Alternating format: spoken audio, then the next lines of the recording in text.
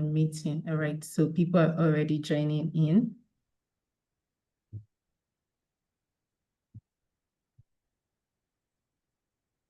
All right, good afternoon, executives. Welcome to another Business Leadership Development Program, BLDP. Please, if you can hear me, please confirm that you can hear me. Drop an emoji or a thumbs up. Let me confirm. Thank you so much, Joshua. Thank you so much, Adedoyin. Thank you, Shola. Thank you, Safia. Thank you, Favor. Thank you to everyone that is joining in. Thank you, Nicholas, for the comment. My name is Ejira Gene, and I'm a career advisor here at Rome Business School, Nigeria. It's so good to have you join us for another business leadership development program today. And we have a very interesting topic to discuss today, and we have a very interesting and exciting speaker to share with us as well today. We have Mr. Rasheed, who is going to be taking us on driving sales performance through inspirational leadership. This is a topic that cuts across several sectors, and many of us will be needing and many of us will be benefiting from. So I would love you to get your notepads and your pen, because Mr. Rasheed is going to be dropping exciting nuggets. He's going to be dropping a lot. He's going to be sharing a lot with us. Mr. Rasheed is somebody that we know very well for sure, that he has so much on his inside and is going to be sharing this with us as well. So do not forget to rename your devices so that once it's time for question and answer, it will be easy for us to call your name. So please, if your device is carrying iPhone or Galaxy something, please rename it to your real name so we can call you during the question and answer.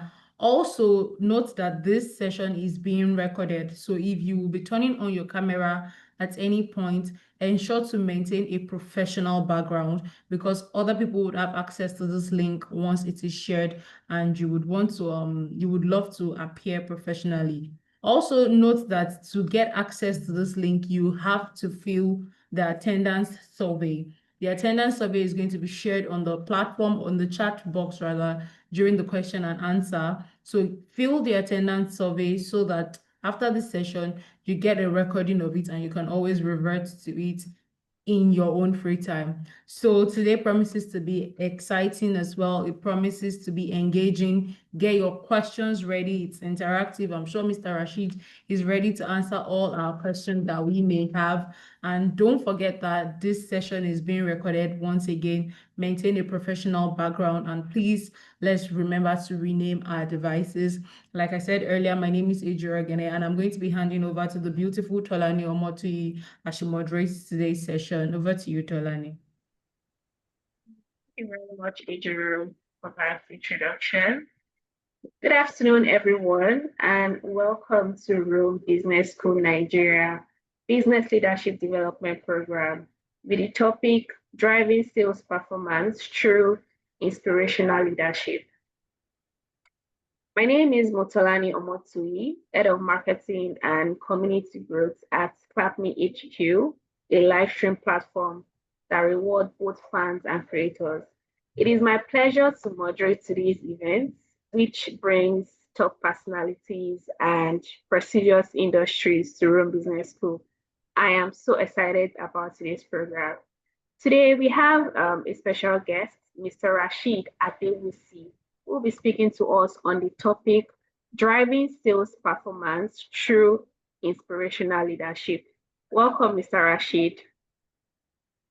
Thank you. Good afternoon, everyone. Yeah, good afternoon. So happy to be here.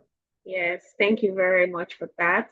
Before I give the floor to Mr. Rasheed, I'm going to go through a very, very brief bio about Mr. Rasheed. So Mr. Rasheed is an experienced professional with an expertise in strategy, leadership, management, commercial excellence, operational excellence, growth acceleration, coaching, and mentoring.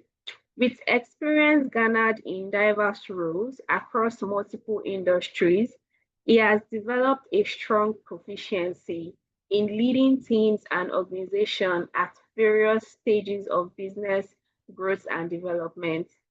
Mr. Rasheed has close to 2 decades of cognate experience garnered through diverse roles across 4 distinct industries: FMCG, telecommunications, renewables, and fintech, working with 5 multinational companies: Nigerian Bottling Company, Guinness Nigeria Limited, Airtel Network Limited, Delight Solar Nigeria Limited, and M-KOPA Nigeria Limited. He is presently responsible for growth acceleration, commercial excellence, operational excellence, trade marketing, and capability development for M-KOPA Nigeria as the head of sales. A very interesting fact about his career is that he has always been a starter.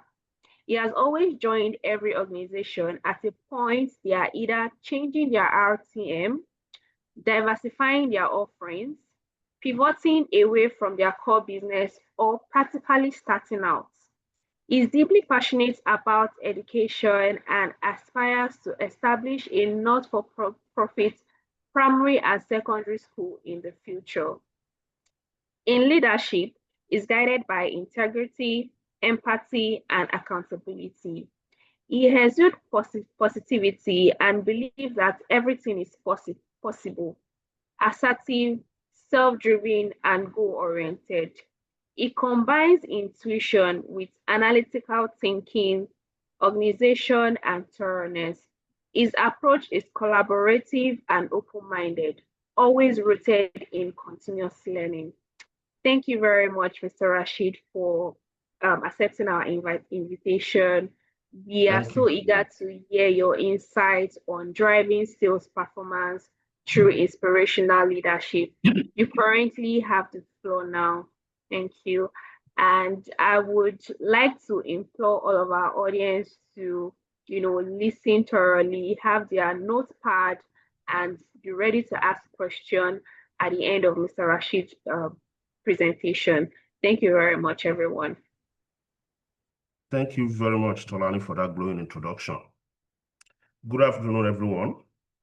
I'm so glad to be here, and I hope this is going to be as enjoyable for you as it's been for me preparing these slides and coming here to share my thoughts. So what we'll be going through, I've titled the presentation Inspirational Sales Leadership, Transforming Culture, Mindset, and Performance.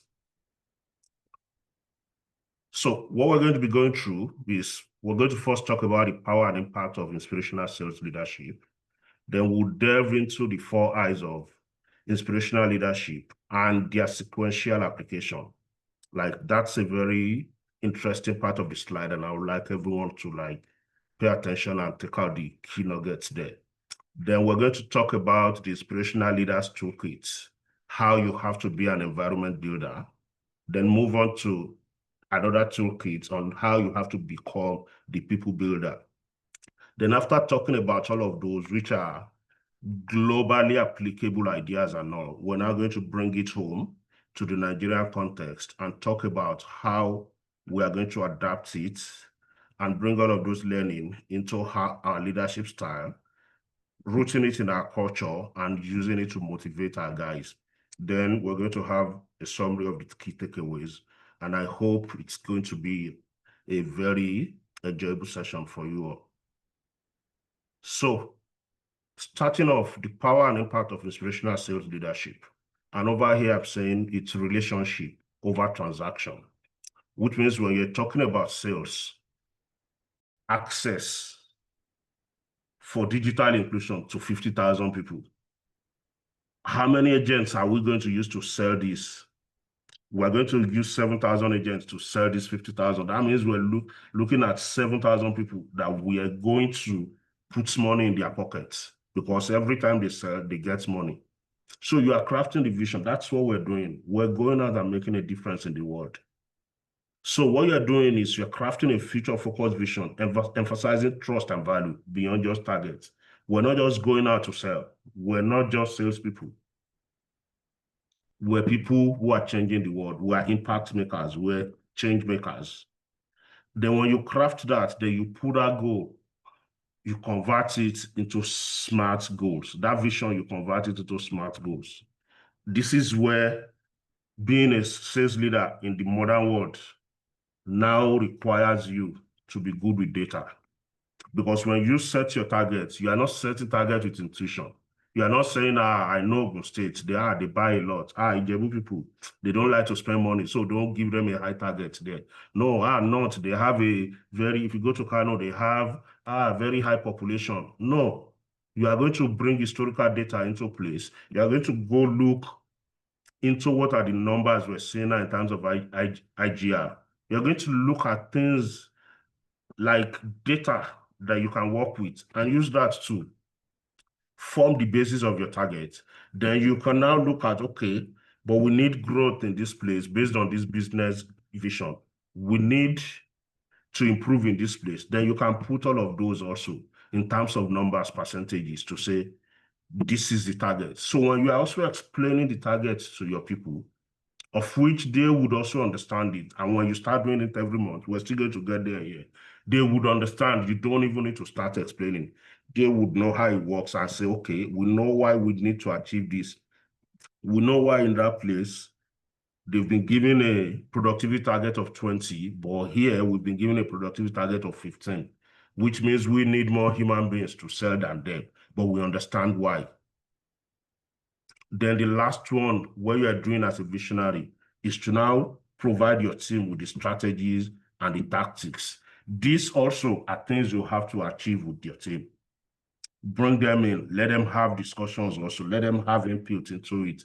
You are going to challenge yourself. It's not everything you say they will agree to. It's not everything they say you agree to. Some they want to derail you. You say, no, please, we're sitting that one out. Let's stay on track.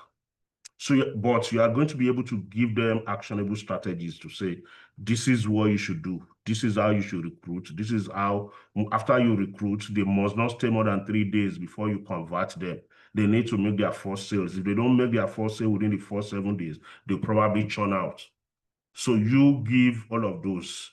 You create the vision and the purpose. You turn target into like, we are on a mission to salvage 50,000 people from being offline. We're on a mission to get 7,000 people to make more than living wage from us. That's you as a visionary. Then as a cultural architect, this is where building psychological safety and a culture of belonging comes in.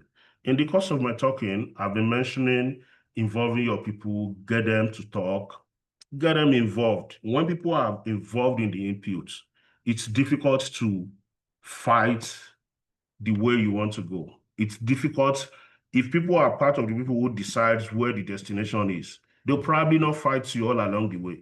They won't fight you on the journey. So an inspirational leader, sales leader, for instance, sales leader mostly has to build and foster a culture of psychological safety, which means number one, you also model vulnerability. There's no one who knows all. There are decisions that we've taken. That's one of the things I enjoy where I work. Sometimes we take a decision, we look at everything, and 2-3 days we're seeing the impact that this is negative, and we run it back, and we go back to the team and say, we're sorry, this was what we wanted. I think we overstretched ourselves. We also don't have a no-blame culture, and that's part of what you should have in your team. When something don't go right, remember also, most of you practically crafted it together. When it doesn't go right, yes, it might be imperfect execution or subpar execution.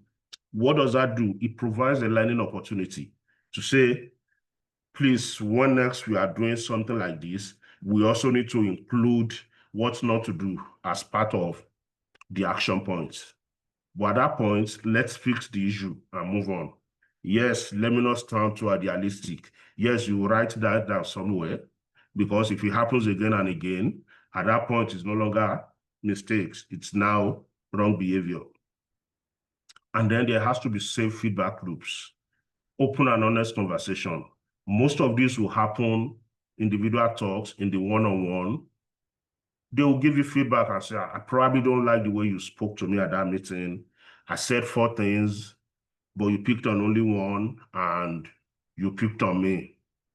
And you probably, of course, there'll be egos, but if it's one-on-one, you can keep your egos in check and say, okay, apologies, I'm sorry.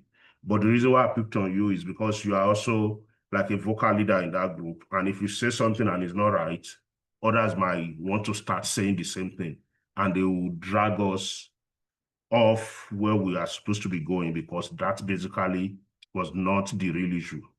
But you have to be able to build that culture where people can share how they feel, where they can share their frustrations, and then they can get support.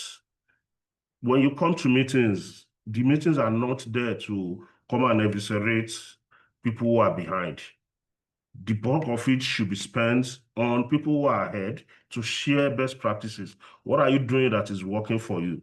Share, let the others hear. Most of the negative feedback or most of the drilling and grilling should happen in the one-on-one. So when you build this culture and people will report to you and you say, I need you guys also to let this trickle down, let people talk. When people don't talk, you don't even know what the problem is. And you're probably solving for what is not the real problem, because you are assuming that is the problem. When people talk, from what they say, from how they say it, you would be able to know where the problem is, and then you will be able to solve for those. And then you have to be an enabler. Removing obstacles. You have to be a managerial bulldozer, but you're not bulldozing your people. Rather, you are bulldozing obstacles away from their path. What are you doing? You're fighting bureaucracy. We have departments whose, yes, they are important, but the way they do their job most of the time is to do meetings here, do meetings there.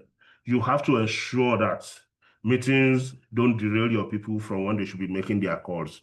You have to ensure they have the right tools. You have to ensure they don't have to fill like 10 forms after every call. You have to make sure you're working with other enablement functions, support functions, to make sure they are making the lives of your people easy and not difficult. And then, because you are a leader, which means you have layers below you, you're also going to grant them autonomy to be able to do some things. Let's say you have 5 layers. You don't have to be involved in decision-making for like the last 2 layers. The people reporting to you, they should be able to delegate, they should be able to make some decisions. And if you really work with them and you've been coaching them and you've been mentoring them, they'll probably make the right decisions like you would make when they come in contact with things that require immediate decisions. So when these are all interwoven, you are removing obstacles from their front and you are granting them autonomy, which means they can move faster, which means they can achieve better. So we're saying the paradigm shift here is that the transactional manager, like those managers at Wells Fargo, and the inspirational leader, which is what I believe people on this call are, you are going to change your focus. In terms of attributes, core focus, people say, as a manager, as a sales leader, you must be in the process, you must be in the number, you must know things and all. Yes, fine. But also crafting a vision, empowering your people, giving them a why will deliver better on this. The more your people have become visionary, the more they have become autonomous, the more they have a mission, the less you have to keep chasing processes, numbers, and things. Your primary style should not be telling or directing them. It should be selling or persuading, because that's what you need them to go and do also. If you tell a salesperson, go there, make sure you sell. The salesperson cannot go to the customer and say, oh yeah, make sure you buy from me. No, they need to go and sell, they need to go and persuade. So you also need to sell to them and you need to persuade them, teach them how to do it. Your response model should not be reactive. Things have happened and you say, I know it. I know you are going to mess this up. I'm disappointed. No, you have to be proactive. If you do your one-on-one right, if you have a balanced scorecard, you are going to be able to see the problems before you are going to see the issues before they become problems, before they become crises. So you're supposed to be proactive. Motivation tactic is intrinsic. Keep saying, if you don't hit your target, you will not get your incentive.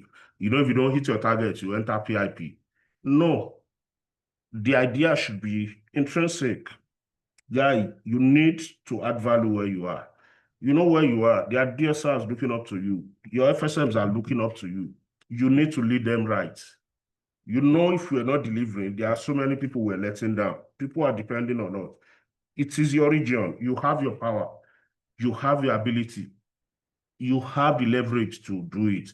And what do you want to do in your region? What's your purpose? Why are you there? What do you want to be known for? And the team's goal, it shouldn't be just meet target and maintain status quo. It should be exceed expectation, drive innovation. I tell my team, what we're doing today is great, and they are clapping for us. But you know, if you're at this point in 6 months' time, it will probably be underperformance. So now we need to be thinking of new things. What are we doing next year? We're already in Q4, halfway through Q4. Salespeople, that's the life we've chosen. By the time December 1st knocks and the calendar closes, while we're saying Happy New Year, a new race of FY26 has started. And by then, everything we've achieved this year, we'll get the clap, but by then, 2026 is now what we're expected to do. So the team's goal should be exceeding expectations, driving innovation. And the core identity, which means for a transactional manager, it's basically like you're a pipeline inspector. Let me see the sales in your pipeline. What's in your funnel? How many people have you spoken to? Where is that discussion? At what point is the order? No. But if you're an inspirational leader, a transformational leader, and you choose to be a performance coach, you will know that you don't need to inspect the pipeline. The pipeline will always be full. The pipeline will always be flowing through, and the performances will be coming. Great performances for that matter. And the primary output is not compliance and predictability alone, it's engagement and commitment.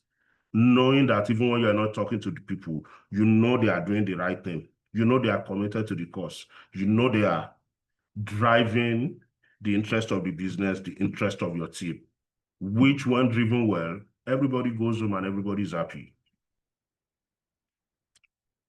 So here's a quote. If your actions inspired others to dream more, learn more, do more, and become more, then you are a leader. So take this as a nugget. You have to be able to provide purpose, provide psychological safety, and give people freedom and autonomy. And this also has to happen in tandem. Because if you give people autonomy without creating a purpose for them or without giving them psychological safety, you are not a leader, basically. You just abdicated your role as a leader. Then coaching for growth. So at this point, I think I'm going to be moving a bit fast, but these are all available. I'm told this will be shared with the people on the call. So becoming the people builder. After you've created the right environment, you now have to become a people builder.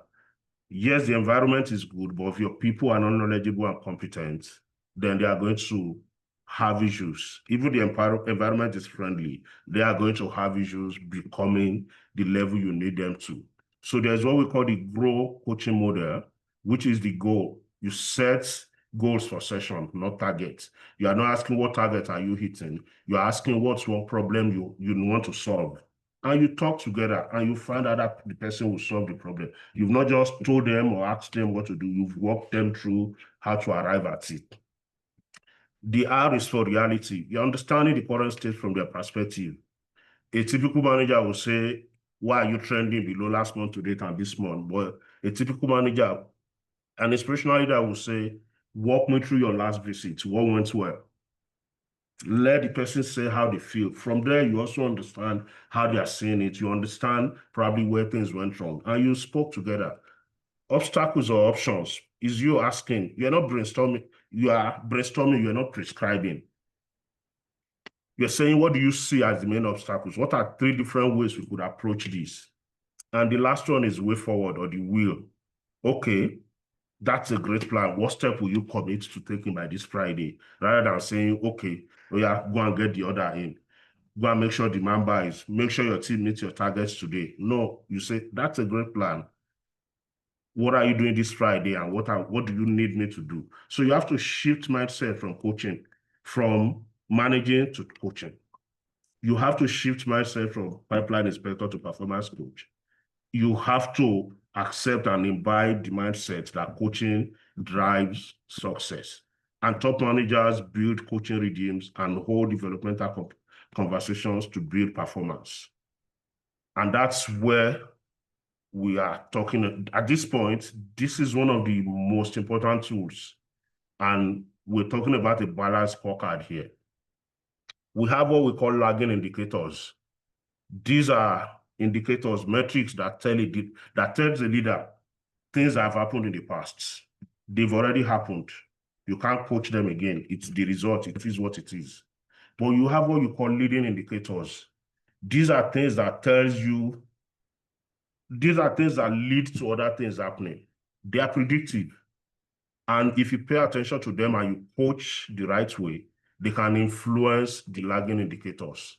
So when you have your sales performance dashboard, you are going to separate behaviors from results.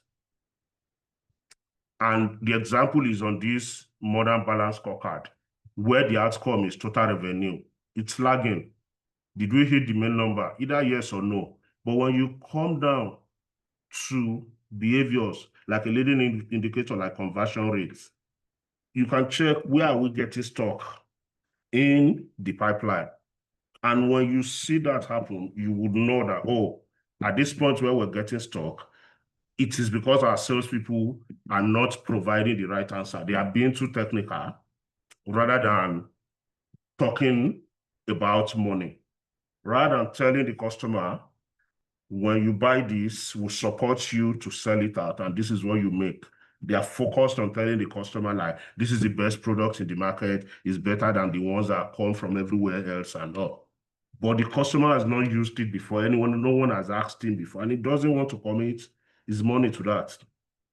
So this is saying when you focus on the leading indicators, it's going to give you ideas of where things are going wrong or where things are going right, and it will be able to guide your further behavior rather than just focusing on lagging indicators, which most people do. What did you sell yesterday? You didn't meet your target. Make sure you meet your target today, or you will not like it. That has not helped the salesperson. As a leader, you've not really added any value at that point. You've basically threatened. But if you pay attention to the leading indicators, you are looking at those are actions that lead to revenue. Those are actions that lead to customer lifetime value. Those are actions that lead to net revenue. And this point here is talking about meetings that we have with our people.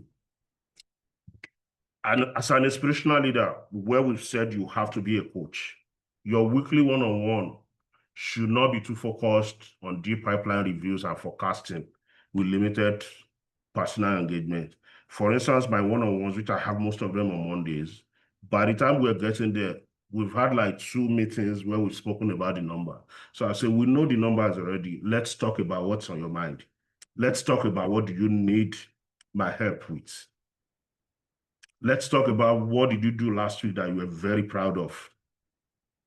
So basically, you're not just discussing numbers again and all. At that point, you are discussing the person, you are discussing the improvements. Both of you are leaving that meeting with actions. You are saying, this is what I need you to go and do. And because he's also saying, this is what I need your help with, you are also leaving the meeting with actions. And you know actions, you are going to put timeline. So if you say, I'll get back to you tomorrow, because you have to live by your word and your word is your bond, tomorrow you get back. If he says that this is my blocker, you go out and bulldoze someone to remove that blocker from their front. Periodic reviews, maybe you do weekly review and all of those. We see transactional type, inspector kind of guys. They come in and call out subpar performance and start interrogating people in public. But basically, like I said, it should not be interrogative. It should be collaborative. The people who are talking, the people who are doing well, people who are getting it right, should be the one who are discussing best practices that can be replicated by others. And when it comes to target alignment calls, which is we're forecasting, we're saying this is what we want to do. It is not about just handing out targets. It is data-driven analysis where everybody involves early debates. And at the end of the day, everybody is living there feeling like, okay, if I contribute this, I've already actually contributed my quota, very healthy quota to this team's development. So here, the quote we use to end this is to say, tend to the people, and the people will tend to the business. So when you use the growth model and the balance scorecard to get what to coach your people on, you coach them on how to go about it, you build them right, your people will go all out. Being in a very good environment, they will go all out and get the job done. Now, this is like the elephant in the room. We've been saying a lot of things. It's come out of different business schools across continents. But now we're home in Nigeria, and Nigeria is Nigeria. We know Nigeria. That's why I put this here. Hustle, loyalty, respect. These are things that are very key, very important to Nigeria. Like you ask anyone, they'll say I'm Muslim. Even those who put on ties and work in air conditions, they'll say I'm Muslim. And people want loyalty, and people also want respect. So the Nigerian context, this slide is one where I've said there's the movable object that is the Nigerian sales team dynamics. And then there's the unstoppable force that is the Nigerian economic climate. And for those who understand physics a little, when an immovable object meets an unstoppable force, that becomes what happens, mutual destruction. But that's where we have to come in between and ensure this doesn't happen. So the immovable object that typical Nigerian is a hustler, and they believe anything can be done. And because the environment also, that's like what the environment is. If you are not doing that, it looks like you're doing it wrong. It looks like you don't know what you are doing. So you find people who feel like any way goes, any which way, just get it done. So you find that in people who are salespeople in Nigeria. Then you have the obsolete Oga leadership model where it's the Oga, and Oga rules by authority and fear. But that never helps anything. We also have these generational ways of the world. We have the workplace now where you have the Gen X, the Gen Ys, who are the millennials, and the Gen Zs, all in the workplace. They should be collaborating, but due to different worldview, they are regularly colliding. So you might have the Oga Patawata being a Gen X, and the people like 3 levels below, they are Gen Zs. And we've had cases where people say, I don't feel like putting on my video in the meeting, and Oga feels like, no, that is a problem. Like, why would you not? Who are you? So we're having all of those happening in the workplace. Then we also have the engagement and culture crisis, whereby things are tough in Nigeria. So you find people basically just doing the work. There's no recognition, there's limited career growth. They're just there like, well, let me just do this and get my money and go. So they are not engaged at all. So that's on the side of the salespeople. But you also have the Nigerian economic climate, which is what you can call upheaval in the last 2 years. You have high inflation, you have currency volatility, you have high cost of living, and this increases stress for salespeople. And they need to meet their target. They need to sell to consumers who are living in the same situation, and they found their disposable income to have dropped. Also, you find out that amid this, in this place, I would say you understand companies are also struggling because there's a rising cost of doing business in Nigeria. For those who run on diesel, for those who run on petrol, we know what the price has become. We know the cost of transportation. So you also find out that taxes have also gone up. Companies are also struggling. And because leaders have committed to some money, to some revenue target, they want to still meet them. And they are setting high KPIs without any strategy or support, forcing people to get stressed out and start engaging in terrible sales approaches. And then because of the way Nigeria is, you find out that the consumer profile is now changing. Consumers are now involved. They are now very informed. They're also aspirational, also price sensitive, also product sensitive now. Before, people would say, oh, I only take this brand. But nowadays, maybe the brand increases by 50 naira. They move on to another one and say that one is actually not bad. I didn't even know. So you have that situation whereby in the workplace, there's still the issue with how we work in Nigeria. Then you also have the economic climate. And as a salesperson in between, you are caught in, but as a sales leader, this is where you need to now bring what we call like hybrid leadership into it. You have to be able to balance transactional approach and transformational approach, but the transformational approach has to lead first, because you have to keep motivating your people. You have to keep coaching them. Without coaching them, without creating an enabling environment, without motivation, you are not going to have extraordinary outcomes, which means the cycle of perplexity will continue. But also there's transactional leadership, which is people need stability and they need clear rewards. Yes, people will believe in the dream, but please, I'm awake now. Give me my food now. Give me my money. Yes, I believe in the dream. I believe Nigeria will get there, but you see, I have to survive today till tomorrow. So how much are you paying me? What is the bonus I'm getting? People, like, you tell people invest, they say, those who invested 5 years ago, inflation has caught up with the investment. Give me my own money now, don't invest it for me. So you have to be able to combine this hybrid leadership approach, which you bring in transformational inspiration and then transactional fairness to create what we can call inspirational transaction. You can see we're talking about inspiration, we're talking about transaction. The early part of the discussion is saying, don't be transactional, but here we're saying, be inspirational. But you also know that you cannot just use dream to sell to salespeople in Nigeria. You cannot just use dream to lead salespeople in Nigeria, because they have seen in the last 5 years, 10 years, how many companies they've worked with dream that have left Nigeria and moved offshore.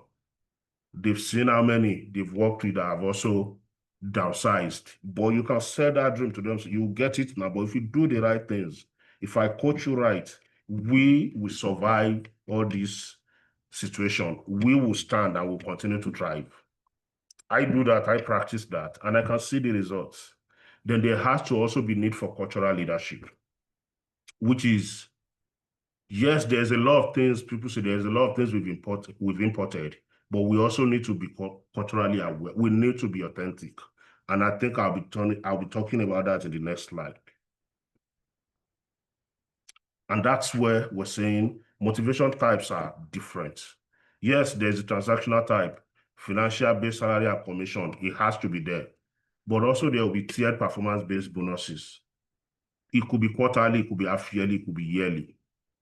Yes, there will be material motivator. You might provide funds for them as a work tool, but then at the end of the year, even though they've made good money, they've made good commissions, you are still giving them gift items.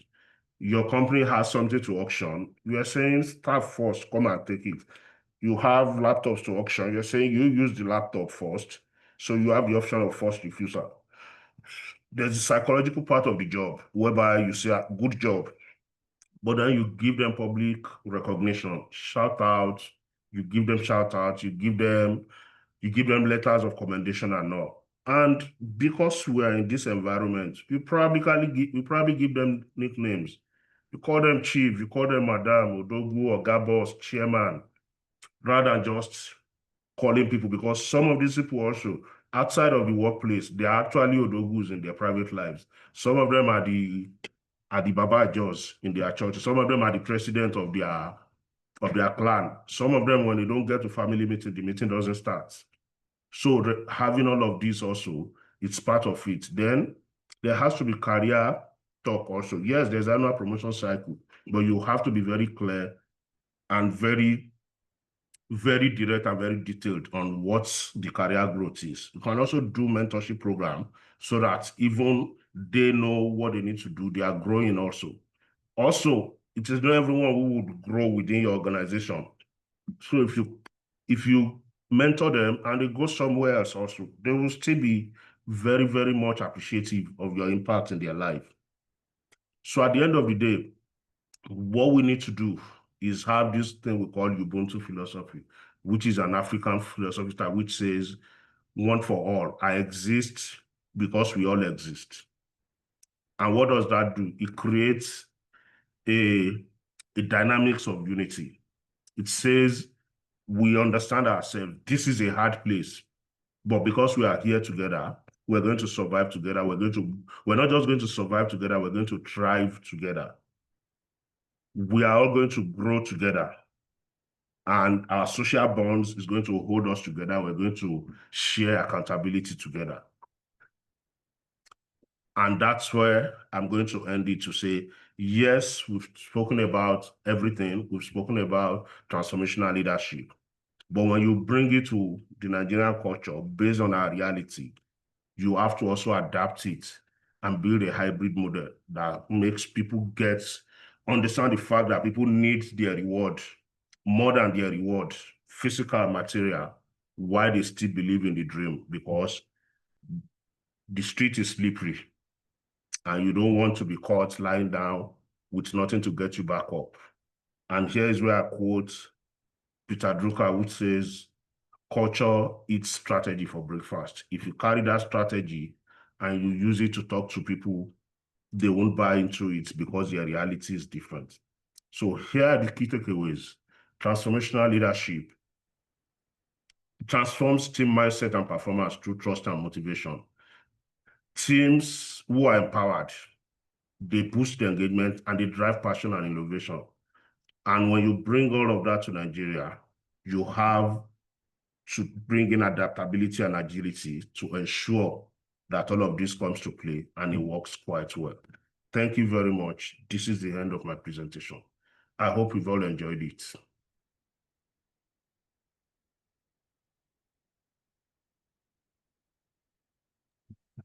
All right. Thank you very much, Mr. Adewusi, Mr. Rasheed Adewusi. Thank you very much. I can see people already have their hands raised and are fighting for who are going to pick first. But yeah, just to reiterate what Mr. Rashid has said, he spoke about the, 4 eyes. And as somebody who is in like a leadership position, I am really, really happy and so excited I have hosted this. The idealized influence, the inspirational motivation, the intellectual stimulation, and the individual consideration. I'm pretty much sure you guys were seeing me when I was putting my head down. That's because I was jotting on my notes, right? Thank you very much, Mr. Rashid. I'm going to go ahead to take in questions right now. And the first person is Isaac Udoku. So I'm just going to accept you right now. You can unmute your mic and speak. Okay, good afternoon, everyone. Please confirm that you can hear me. I can hear Yes, you. I can hear you. Okay, first of all, to appreciate our land, let me use legal time, our land Oga, because man, you are really a pro, right? I've been in sales for over a decade, and I can say that I've learned a lot from you today. There are so many things. While you were talking, I could see some things that I have been doing wrong, you know.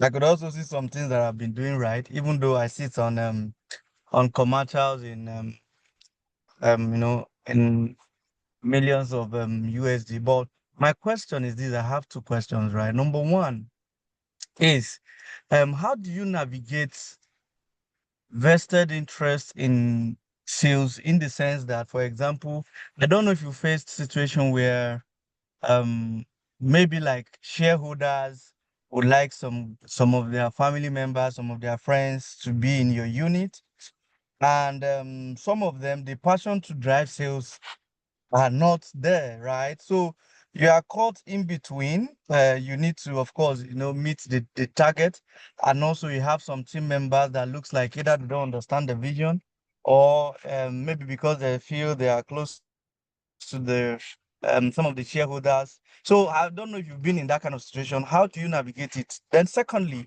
my second question is how much time should you give to, how much grace period should you give to a team member that you have, to you personally as a team leader, as a manager, you think you've done your best, put them on PIP, even which is maybe after over 9 months, 1 year, and you're not seeing the results that you desire. How much time should you give, or how much grace do you think you should give to someone like that? Thank you so much.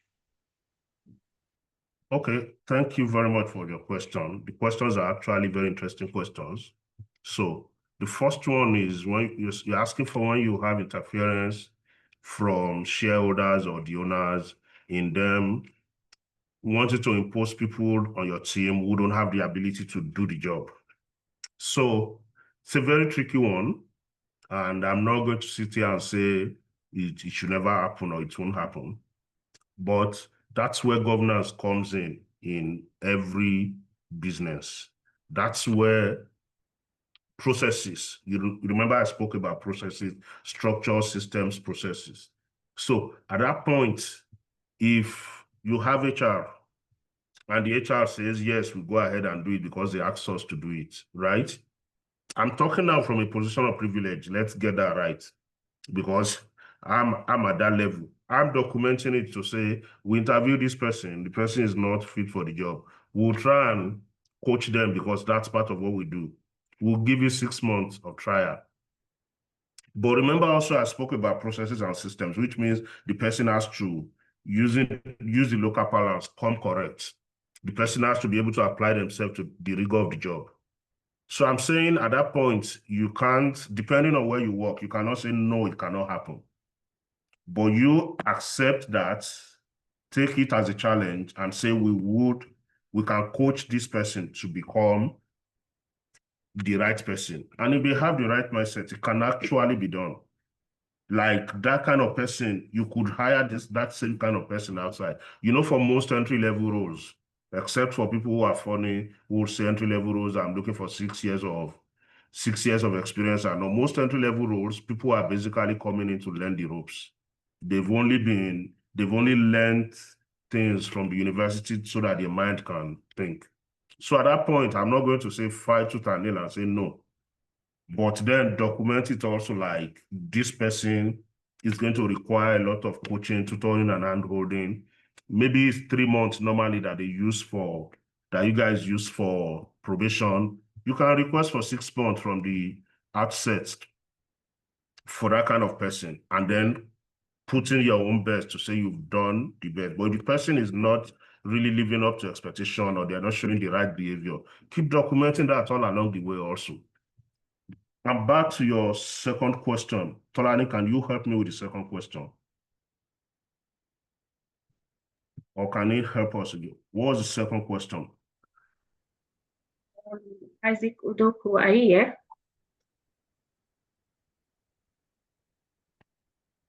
Okay. Grace period for non-performance. So again, this is also a function of system and processes. Their performance improvement plans usually goes from like 1 month to 3 months, right? So those are supposed to have been documented. Everyone is supposed to get it during onboarding, that you have a probation period of this. Once you are confirmed, in case your performance falls below expectation at any point, you get 1 month of coaching. If it doesn't improve, then you go to 3 months of coaching. Like all of those would have been documented. So if your process does not say keep the person for 1 year, you can't keep them for 1 year. If your process says it's 3 months, you keep them for 3 months. But then remember again, you are a coach. If someone is also like, it has to be very clear that that person is the one who doesn't have the equity or the ability to do the job. Because if you have 5 people and 4 of them are not doing well, we're also, as in, it is also proper to say that one that is the outlier, maybe is the one who knows what to do. And the 4 who are not doing well, including the manager, are the ones we need to really ask the question. So if the person is an outlier in terms of negative performance, you also have to coach. Remember how we spoke about meetings, other guys using best practices? You can even say, guy, can you please body with this guy? Can you show him the ropes? Can you show him the things you are doing that is working? You might even find out that maybe it's a business where you use dealers, that switching dealers might even like pick it up. So as a leader also, remember we also spoke in the presentation, I spoke about you being proactive. So you're also looking towards what is doing. Why is this guy struggling? Is it the territory? Is it his approach? Is it the dealer that is managing? Is it the function we gave him? Oh, maybe this guy's ability is to sell to government people and not to sell to corporates. Maybe we should So you have to like make sure you've exhausted everything, because the cost of firing is huge. Hiring another person, you're just putting them on the job, you're just learning the rope. It's better to coach people to be better than to fire them. But if they cannot improve, there has to be a laid down process that should have been instituted by your organization, which you have to follow. Thank you. All right, thank you very much, Mr. Adewusi, for that. Do we have another question? Yes, the recording is available for who asked. I think a few people have dropped questions in the chat also. And some All right, hands so up. okay, so I have this question from Simon Sunday, who asks, how could a company foster a sense of community, inclusivity, and belonging that could drive sales performance? Okay, so that's quite interesting. And I would take an example. I think I might drop it in the chat or add it to the presentation later. So there are things that have been tried and tested. And one of them is from the Japanese culture and a company called Rakuten, whereby they have daily meetings and they have monthly meetings. So one of the things that drive is the monthly meeting, like at the end of the month, especially salespeople that are dispersed in different places. The cost might seem high, but I'm telling you the impact is far, far, far huge compared to the cost. So for sales team, once in a month, sales team, you're waking up from your house, you're going straight into the field, or sometimes you come to the office and then you have to go out and engage, or even when you're in the office, you are basically chasing your cold calling and all of those. But at the end of the month, just bring people together, come in, celebrate some wins, celebrate the high performers, clap for everyone, eat.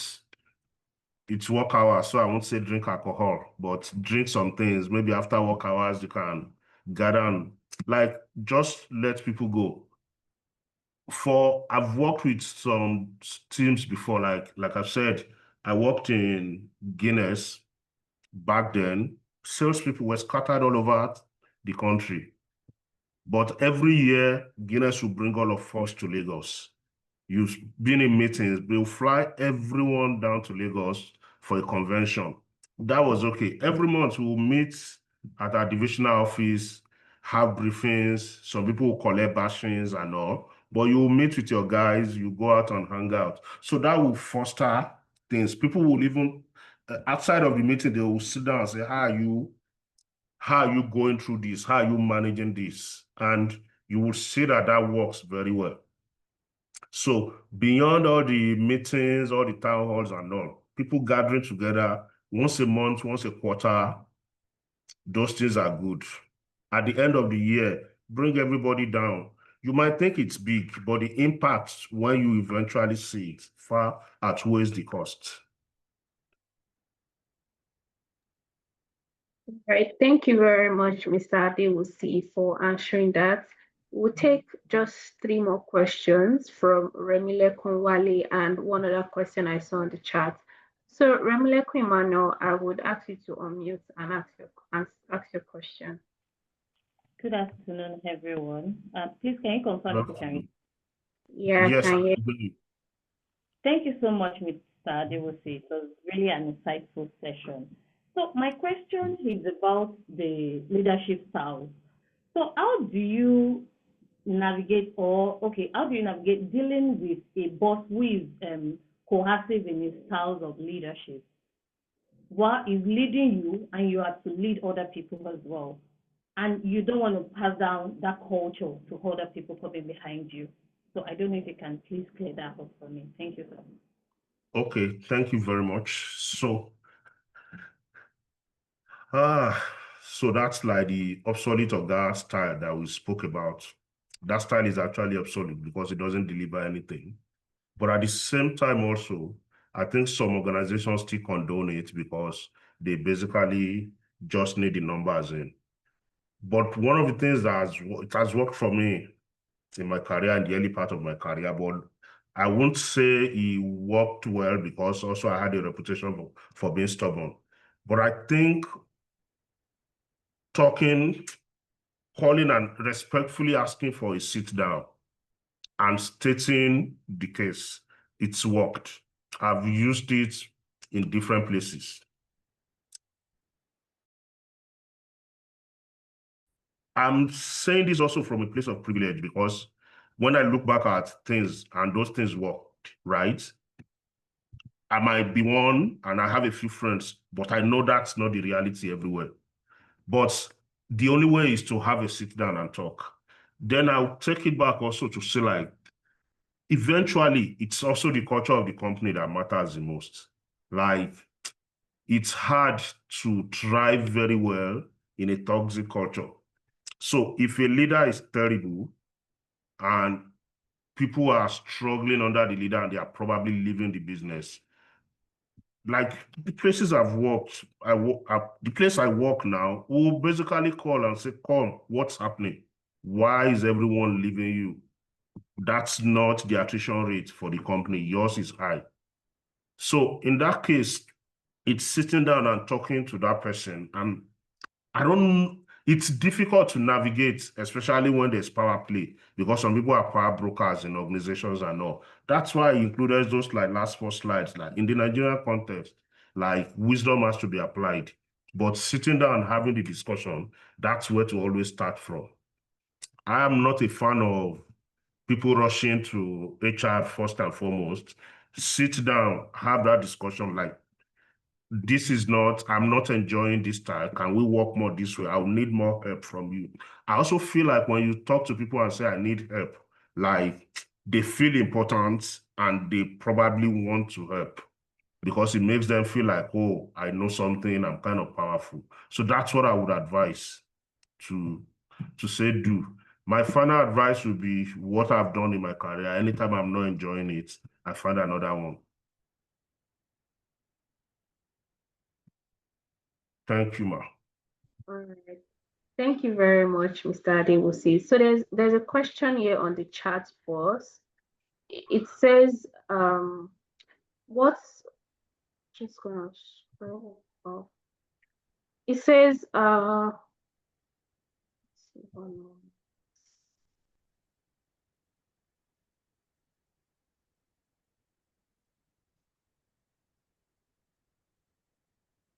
okay. Okay, yeah, I've seen a question. It says, how do you handle conflicts or disagreements among team members? And the follow-up question from the person is, what's the most difficult leadership decision you had to make? Can you share an example of a leadership challenge you had to solve creatively?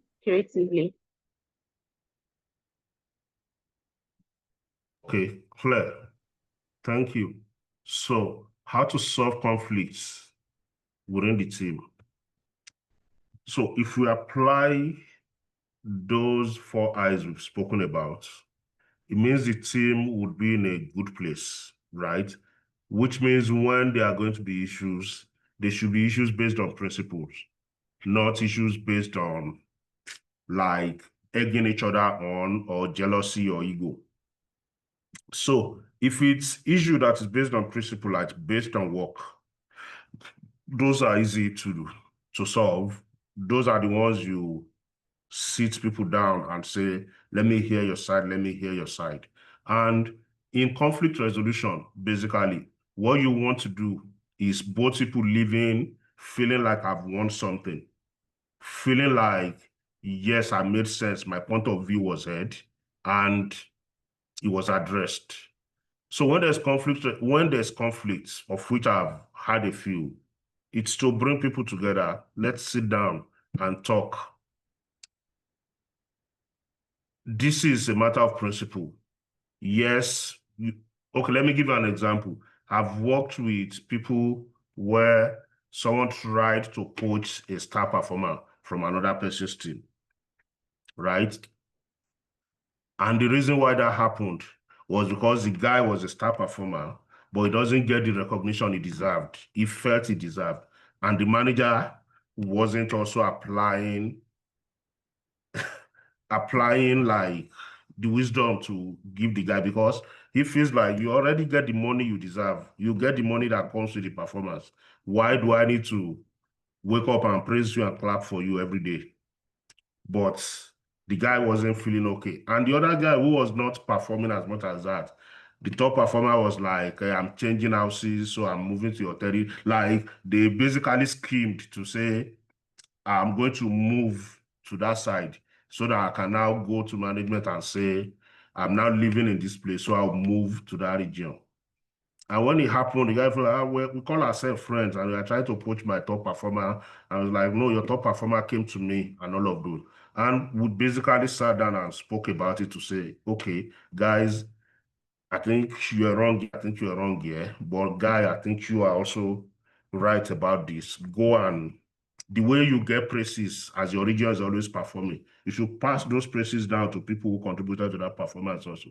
And guy, how many people are you going to poach? Do you want to become Chelsea or Man City and buy all the talent in the world? If this happens, if you take this guy, if you don't grow your own guys, how do you get them to perform also? So it's to attack the issues based on principles. But when it's issues based on ego, which is behavioral, like people just, for no reason, they're just flexing muscles and all.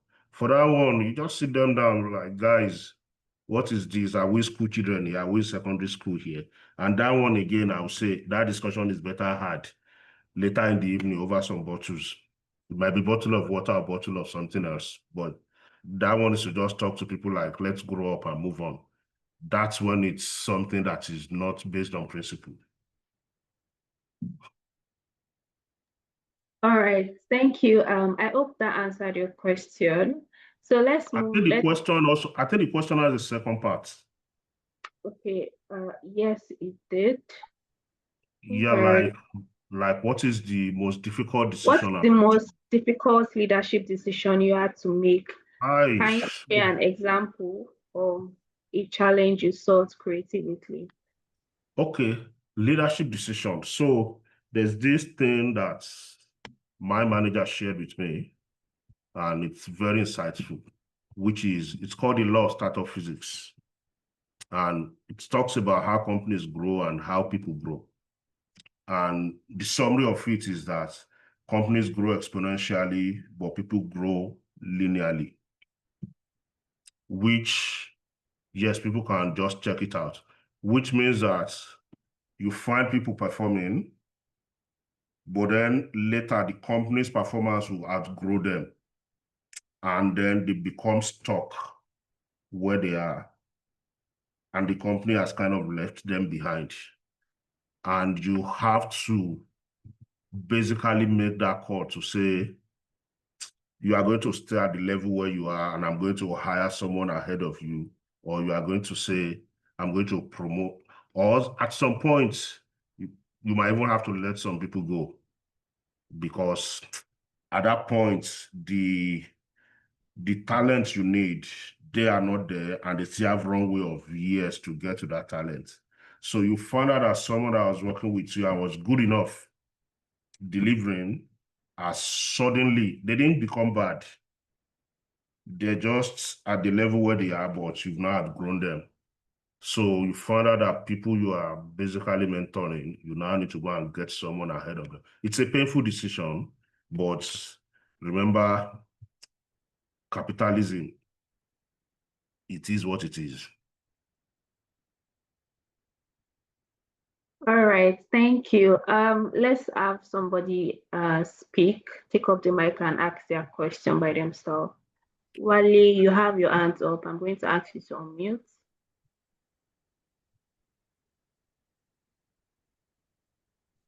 Hi, Wale, are you here? Okay, I'm here. Mine will probably be maybe some additions to what our Oga Patapata said here. First thing is the issue around how to handle non-performance. I think there are things you hear that you must try and understand, that they say administration does not forgive, but as human beings we can forgive. That's why a good company should have a proper performance process that is very simple to follow. So that once there's transparency, there's no issue around how to deal with who is not performing. Like you said, a PIP for 6 months. After the PIP, everybody knows what is next. So it is the onus is on the guy who is not performing to understand, look, I have 6 months to still sit up or go away. So it becomes a bit easy for you, but the process must be embedded in the operations of the organization. That is one. The second one is around conflict. We need conflict to grow. A team that doesn't have conflict, I will run away. Because we need to understand ourselves. So in that understanding, there will be small fights, but it is the responsibility of the leader to have very good emotional intelligence. You should be able to tell from the face of your people that something is wrong and start asking questions before it escalates into a major problem you cannot resolve. That's how I deal with I deal with such situations. Then when you talk about bosses that are obsolete in quotes, there's a Yoruba word I like using. They will say, you, like you said, you must massage their ego. They must feel important to you. So they will let you be and you excel in what you are doing. That's all I have to add. Thank you. Thank you very much for helping me do part of my job. I appreciate it. Thank you, Wale. Yeah. Let's take Adaku Emmanuel question. I'm asking you to unmute now.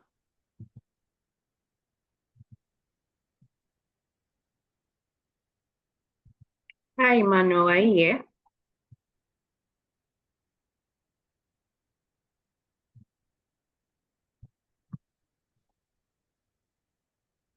Okay, if Emmanuel is not here, I'm going to go ahead to read a question I saw on the chat board by a song Jubilee. He said, in today's fast-paced business environment, many leaders feel the pressure to deliver quick sales results. How can they strike a healthy balance between achieving short-term targets and building long-term relationship, innovation, and ethical practices that keep performance sustainable? Okay, very, very solid question. Like, that's a very real question. And my answer is going to come from the angle of, there's a reason why companies have short-term plan, mid-term plan, long-term plan.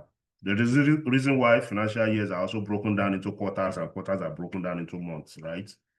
Which means plans are going to be always there, always on track. So even though the world is fast-paced and everything, there shouldn't be the company that is every time you are firefighting, every time you are running. I've seen or I've heard people where they say they change targets middle of the month. That's unfair. That's a travesty. It shouldn't happen. So as a leader, you are a leader for a reason. You are leading people, right?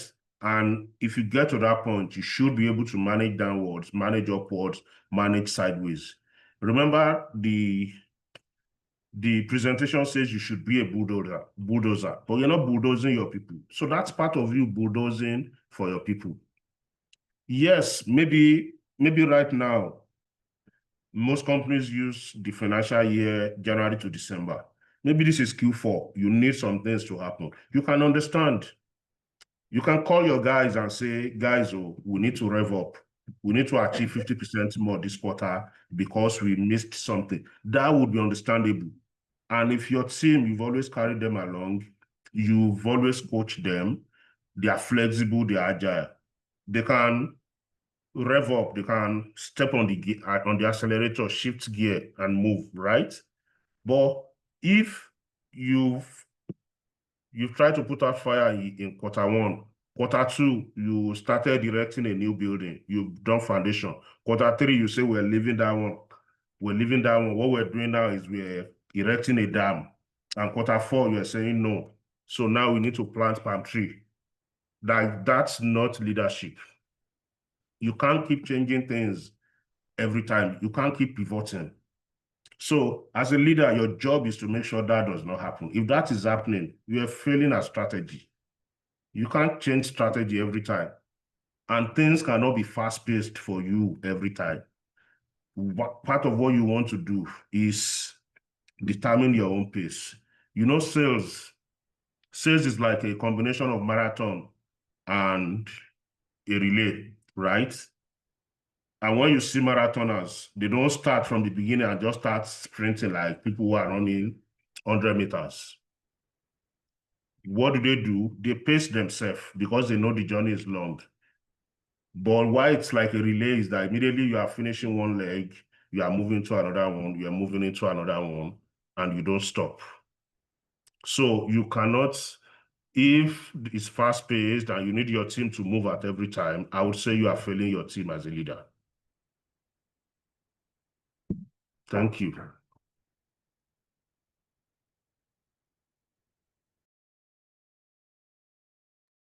All right, thank you. So he has a follow-up question from that one, from same person, and he asks that, and I think I have this question as well. So how do you, as a leader, effectively manage a highly competent subordinate who exhibits a "I know it all" attitude and shows very little respect for organizational hierarchy, especially when the person or when the individual is related to the business owner?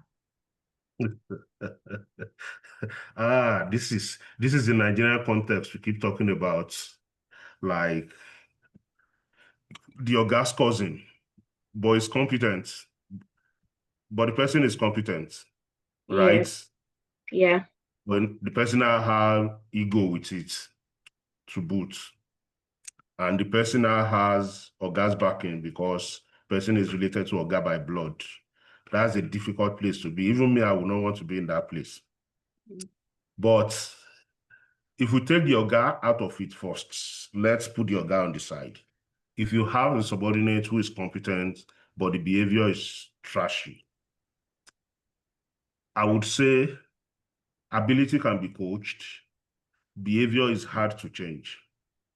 So if the Oga context is not there and you take the person through coaching, this time is not performance coaching, it's behavioral coaching.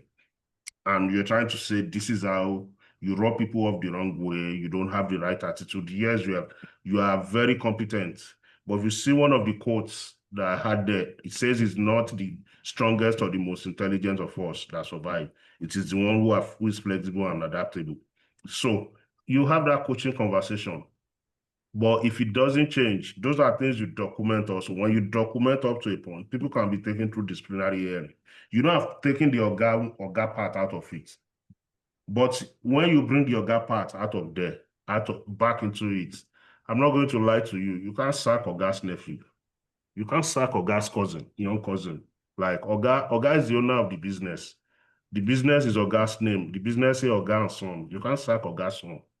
So at that point, you would have to, I won't tell you to sack Oga's son or sideline Oga's son or Oga's cousin. Remember what I keep saying, when it is hard, you can find another place, basically, but you cannot do anything to Oga's nephew or Oga's son. But it is one of the things that we, as Nigerian business owners, we need to outgrow. Keep businesses simple, keep businesses separate. That's how you see businesses thrive. That's how most Nigerian businesses don't want to list, because once they list, they have to answer to governance, they have to answer to the board, they have to answer to directors, so you can't do all of those Oga again. But you can't sack Oga's son, I beg. I won't lie to you. You can't sack Oga's cousin. You will probably live there and wish them all the best. All right. Thank you very much. I hope that answered your question. So I have a question directly for you with something I have always wanted to ask. So how do you deal with a subordinate who, does better in month one and all of a sudden doesn't do better in month two and then does better in month three? It's always a on and off thing.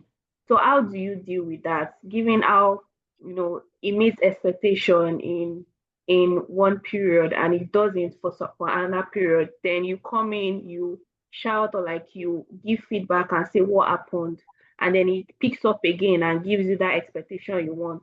So how do you deal with that? If like as a leader, how do you deal with that situation? Okay, so very interesting question also. But when that happens, it shows that something is also broken in the system, because when performance is driven by the right fundamentals, performances will not be wavy. It is only when performances are built on individual personalities, that's when it becomes wavy. Like if there's a system, there's a structure. So let me use an example. I have a set of salespeople, they have territories. In the territories, they have cluster leaders, they have DSRs, right? And then the field sales manager goes on leave, and then everything collapses. That basically means those structures that we had there, they were not tensile structures. They were not structures that had strength. They were not structures that can move and withstand any external force. Everything was held together by that one field sales manager, and that is not how it should be, right? So it meant something is not working well. It meant the discussions were not about fundamentals. The discussions were not about the structures you've put in place. The discussions were usually about the person. How are you doing? What are you going to achieve? Do you need anything? Oh, you achieve it. You don't talk about those things that are called leading indicators. Because if you look at the leading indicators, you would have seen that, oh, this guy is supposed to be using 50 agents to sell 500 in a week, right? But he's using 25 agents to sell 500 in a week, which means those agents are overperforming, which means if anything happens to some of them, we're also going to see a dip in performance.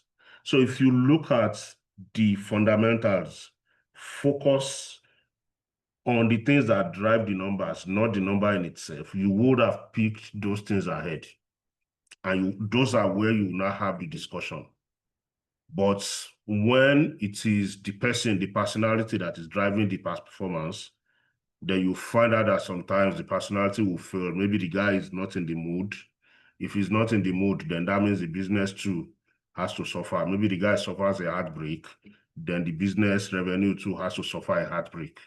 So those are the advice I would say, like pay attention to the leading indicators, pay attention to the fundamentals that drive the sales, the people, the products, the quality of what is being sold. Is the pricing right?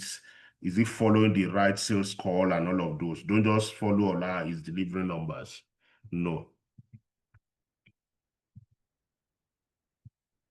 All right, thank you very much for answering that question.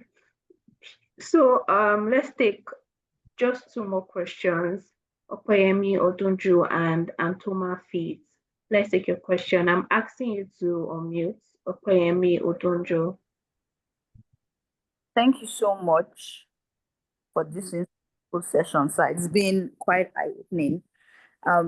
You've made me see more clearly than ever that culture trumps every time, and leadership is key. You mentioned something that I want to need to throw more light on, particularly for we as executive students. You mentioned that sometimes the organization can outgrow you. At the time you were performing and you were doing well and all of that, and all of a sudden what you have does not really work well with what the company wants to go. So as the employee, what do you do to keep being relevant? Now, right from where you're already performing well, how do you become proactive to plan for the future? How do you keep being, in the midst of performance, great performance, and not dwelling in productivity? That's one. And I also agree with you that leaders want to hear, employees want to hear their leaders affirm them. I had such an example. I think my first job, then I was teaching, and then I think they had an HOD meeting or something, and then the director of the school talked about me. He talked about my department, And I got into the staff room and realized that others were saying, didn't you tell her? I was like, tell her what? My HOD just, brushed it off. Not knowing that they had asked her to tell me something that say, thank you, you're doing well, we appreciate you. But maybe she felt, I don't know, threatened or something. She didn't tell me that until I was ready to go. And I heard that, okay, me, where can you go now? We like you, we love you. In fact, I was asked to send you a letter of like, I'm just hearing this after many months. I never heard about it. So if perhaps she had told me, I'll be much more ginger. Let me use the word ginger to, stay back and maybe for a few more years or so before I left. So that's to say that, yes, we want to hear the leaders and farmers tell us that what we are doing right before telling us what we are doing wrong. So it helps us grow and help us give more to the organization. Thank you very much for that validation. So the question was, how do you ensure your organization does not outgrow you? Very valid question. I think one of them is what you're doing here, which is you taking an MBA, because in the course of sitting at your job and doing your job and saying you are good at it, there are new thinking getting out every day, new thinking from consulting firms, from think tank, new thinking from business schools. And when you don't update your knowledge, you just find out that eventually new things are happening, but you're not equipped for them. So this is one of them. Another one I would say is to put yourself forward for projects, for things, like volunteer for things at your workplace. Ask for like more responsibilities. Yes, I know. Let me keep saying I'm talking from a place of privilege because I work in a place where all of those are available. I work in a place where the workload does not crush you. So you can basically say, oh, I'm interested in that. Can I come in? Can I get in? And I've seen people who have done that and they've used that opportunity to grow. Also, you also need to like be cognizant of where the money is now moving to in your organization, right? Maybe your organization is, let me use young organizations like startups. At the early stage, it's basically product, let's build the product, let the product get out, what's our MVP, this, it goes out. Then over time, you will now see that it's no longer product, it's customer acquisition, because you built the product, but you need people to use it, because your company wants to go for Series B, wants to go for. So you have to know at that point. But if you sit and you just sit on the product and you say like, it's just product and product, you just find that product is now at the back end, but at the forefront, they're now doing sales and marketing. They're now talking customer acquisition costs. They're now talking lifetime value. And you don't know what that is all about. You are also only about Figma and all of those. So you also need to see where the money is going, where the business is going, and you have to be able to also pivot when necessary. And that's why I say the best thing you're doing is like going for this MBA, which gives you like expands your view, expands your thinking, right? Then I would say go out also and read more. Like there are newsletters, even right now, there are newsletters I read. There are some apps you pay for and you set your notifications and they will notify you of new things every day. I don't know if Rome Business School has like an app that I can download after today, but the ones I have like a few business schools that I download their app and I set up notifications. I have some thought leaders I follow on LinkedIn also, and once in a while they will share where things are happening. Right now, it's basically AI, and everybody's saying AI, and you try and check out some AI, it's basically the predictive text that we're using on Nokia 15 years ago, but they've rebranded it. You have to be aware of how those things are happening. If you are in tech, you also have to find a way to say, I'm also doing AI to make sure your company doesn't absolutely outgrow you. But to sum it up, you need to improve your knowledge by like going for a course like this, executive MBA. You need to volunteer more at work, do beyond what you've been asked to do. I'm hoping what you've been asked to do already is not you're not doing 5 people's job. So I'm hoping you can still ask for more. And thirdly, read far and wide, and you'll be fine. You continue to be like a thought leader where you are, because when they are saying anything, you can easily contribute meaningfully. All right, thank you, Mr. Adewusi, for that. So let's take question from Antoma Feed.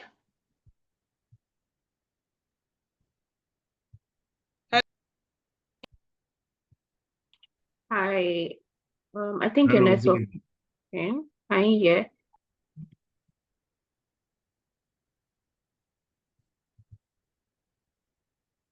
Hi, Antoma. Are you here? Hello. Good afternoon, sir. Yes, good afternoon. We can hear you now. Yeah, your class is so insightful. Thank I you very enjoy the much. class, sir. Thank you. I have a business I am managing, and I have about 3 marketers. And I noticed that for the past 2 years, the first marketer, it happens that she's my sister-in-law. She has not been bringing sales. And the business is more or less like a family business. Myself and my husband, we are the one managing the business and all that. And the production manager now noticed that the sales has been dull. What is happening? And she now entered the market. Behold, within a month, the production manager brought in 6 clients that are buying presently now. And the lady in question, the marketer now, is annoyed. She's not threatened, thinking that the production manager wants to take over her job. So in this situation now, what can I do?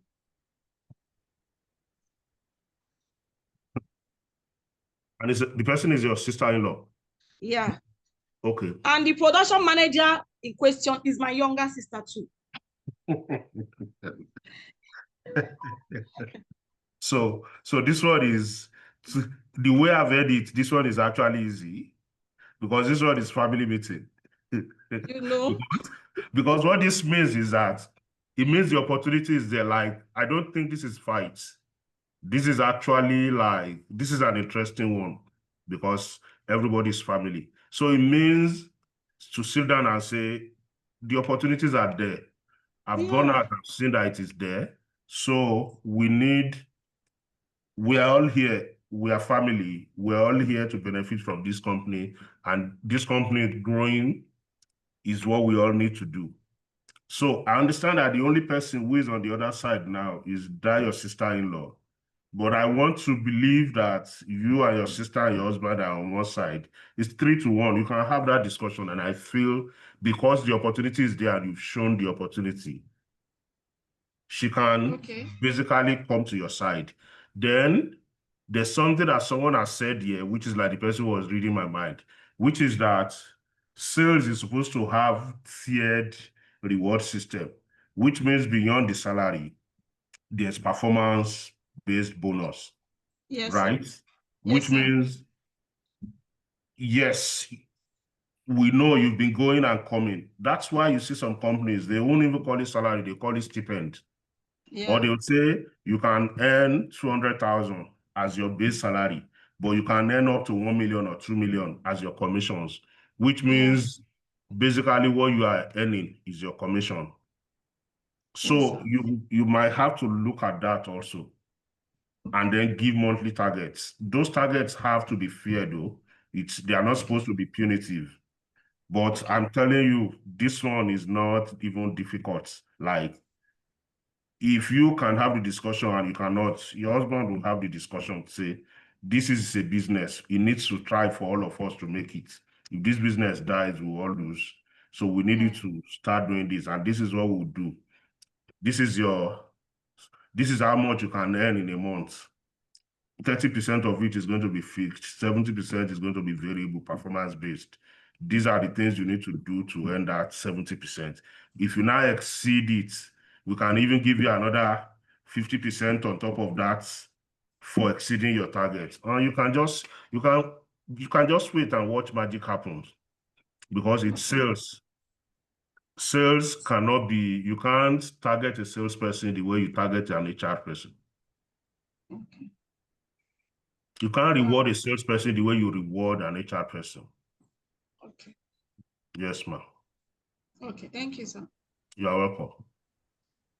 All right. Thank you very much, Mr. Adewusi. I have learned a lot, and everything in the chat is saying, "Oh my God, this session is very insightful."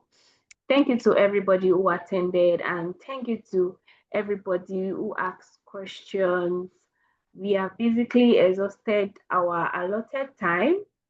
Mr. Adewusi, I'd like you to give us like a few words of encouragement as we round this up. Okay. So thank you, everyone. I'm seeing all the clap. I'm seeing all the clap on the screen. I'm seeing the comments in the chat box. I'll say I'm very happy that you've enjoyed it as much as I've enjoyed putting the slides together and presenting it today.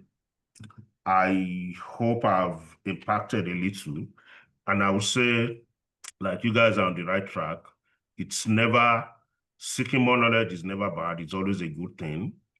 Taking out time to attend workshops, webinars, reading new things, it's always very useful. It helps you, it prepares you for greater things. And I hope and pray everything, the goals you've all set, you will be able to attain them. I'm always available. Sharing knowledge is one of my passion. Teaching is one of the things I enjoy the most. And if I have to come here to do this again, I'll gladly come to do it again. So I'll say, well done, everyone. Thanks for coming. I appreciate you as much as you appreciate me. Thank you, Tolani.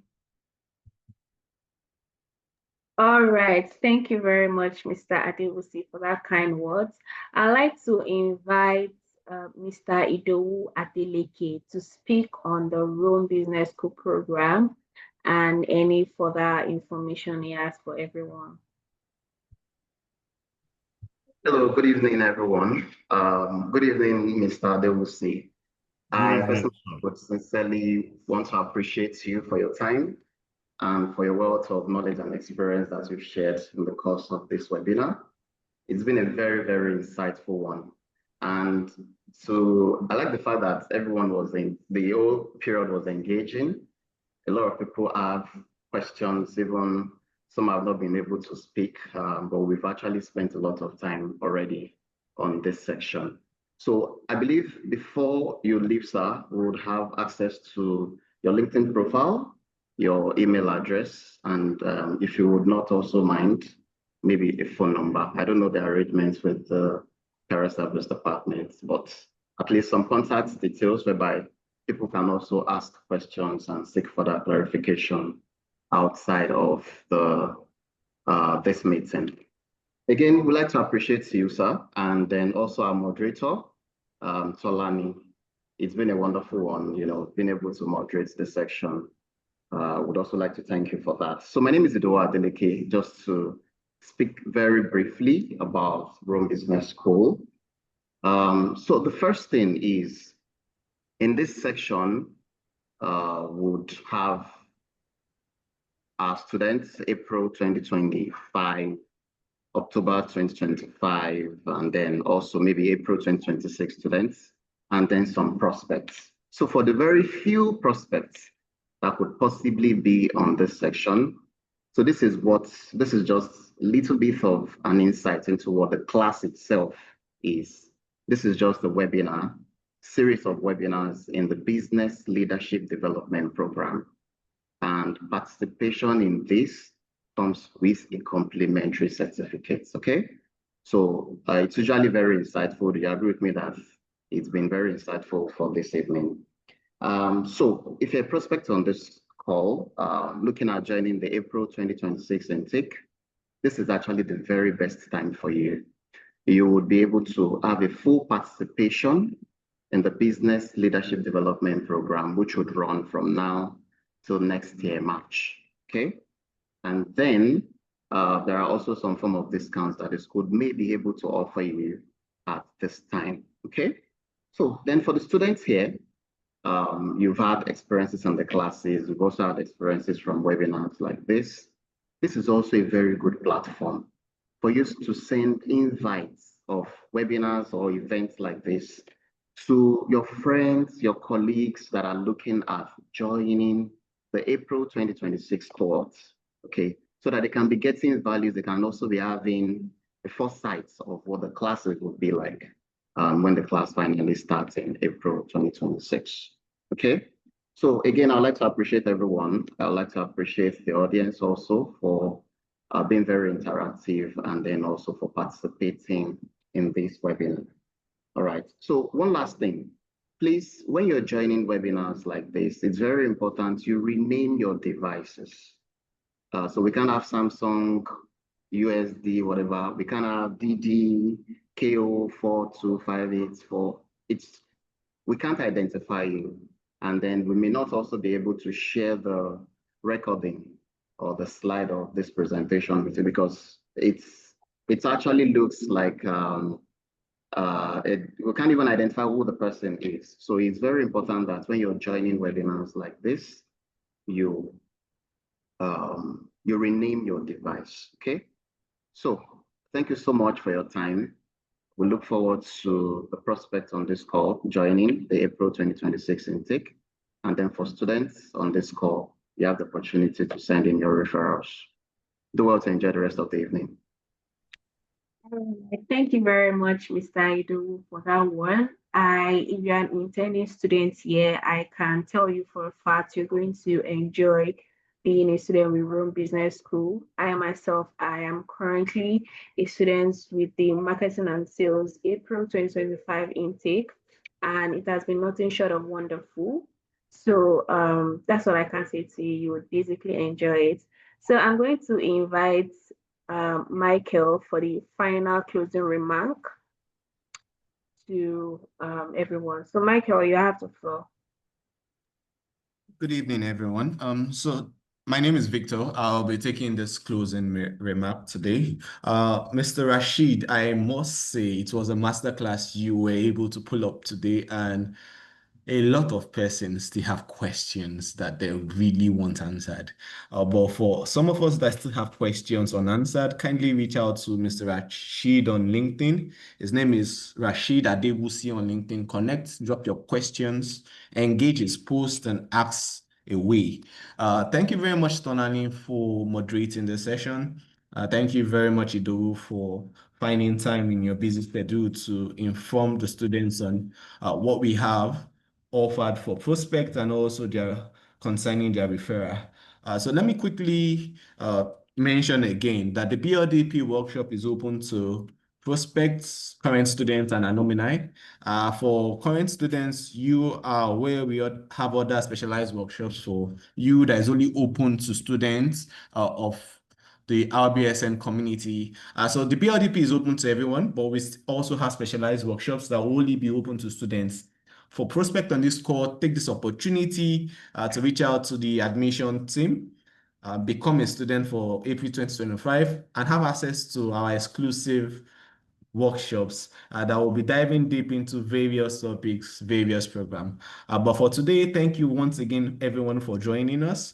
For the recording of this workshop, do well to fill the attendance survey. Do well to fill the attendance survey. It's on your chat box.